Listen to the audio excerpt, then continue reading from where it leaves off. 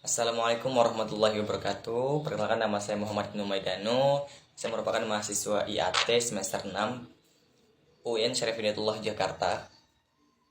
Pada kali ini saya ingin mereview buku yang berjudul Konstruksi Sejarah Mushaf Al-Quran Abad Pertama Islam.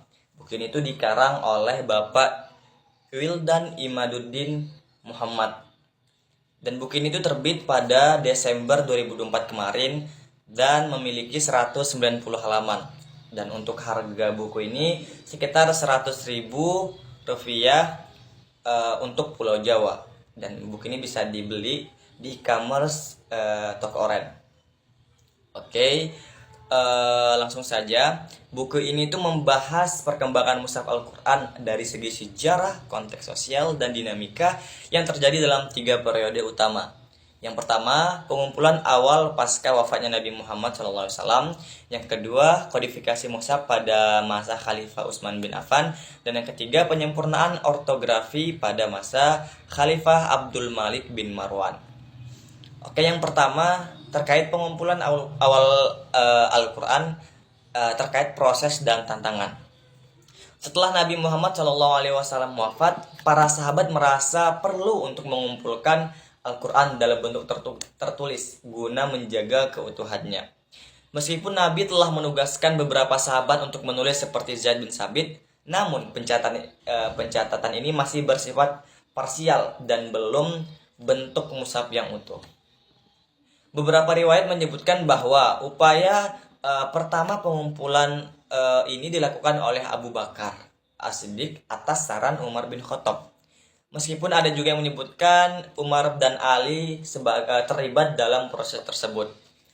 Pengumpulan ini dilakukan bukan dalam rangka menyusun mushaf resmi, melainkan untuk mendokumentasikan ayat-ayat yang tersebar dalam berbagai catatan pribadi para sahabat dan hafalan mereka.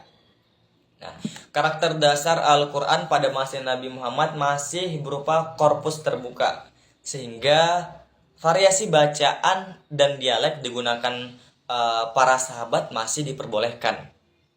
Nah, perbedaan ini diperkuat juga dengan konsep sab'ah ahruf atau 7 huruf berdasarkan hadis Nabi, yang menunjukkan adanya fleksibilitas dalam cara membaca dan memahami teks suci Al-Quran. Yang kedua, kodifikasi mushaf resmi pada masa Utsman bin Affan. Nah, pada masa pemerintahan Khalifah Utsman bin Affan, muncul konflik terkait perbedaan bacaan Al-Quran di berbagai wilayah Islam. Nah, perbedaan ini dikhawatirkan dapat menyebabkan perpecahan di kalangan umat Islam itu sendiri. Oleh karena itu, Utsman memerintahkan untuk penyusunan mushaf resmi yang mengacu pada satu dialek, yaitu dialek Quraisy sebagai standar utamanya. Kodifikasi mushaf ini dilakukan oleh tim yang dipimpin oleh Zaid bin Sabit dan menghasilkan beberapa salinan mushaf yang dikirim ke berbagai daerah seperti Mekah, Madinah, Kufah, Bashrah, dan Syam. Untuk mencegah perbedaan lebih lanjut, Utsman memerintahkan agar mushaf-mushaf pribadi atau para sahabat yang tidak sesuai dengan standar baru untuk dihancurkan.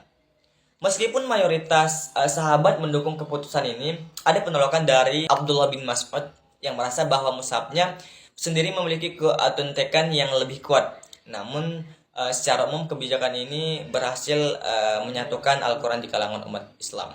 Yang ketiga, penyempurnaan ortografi pada masa Abdul Malik bin Marwan. Pada era Khalifah Abdul Malik bin Marwan, masalah perbedaan Al-Quran kembali muncul. Tapi kali ini muncul dalam konteks politik yang lebih luas. Pemerintah menghadapi tantangan dari berbagai kelompok yang menggunakan perbedaan qiraah sebagai bentuk perlawanan terhadap otoritas pusat. Nah, untuk mengatasi hal ini, Gubernur Irak Al-Hajjaj bin Yusuf menginisiasi proyek standarisasi mushaf dengan melakukan penyempurnaan ortografi dan sistem penulisan. Tim yang dibentuk pada kali ini yaitu Hasan Al-Basri, Yahya bin Ya'mur, dan Nasr bin Asim.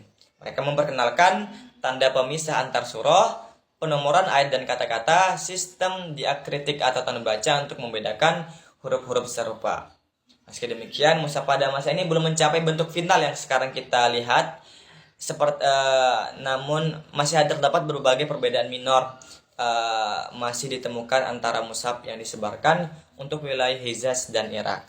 Mungkin sekian dari saya, kurang dan lebihnya mohon maaf. Wassalamualaikum warahmatullahi wabarakatuh.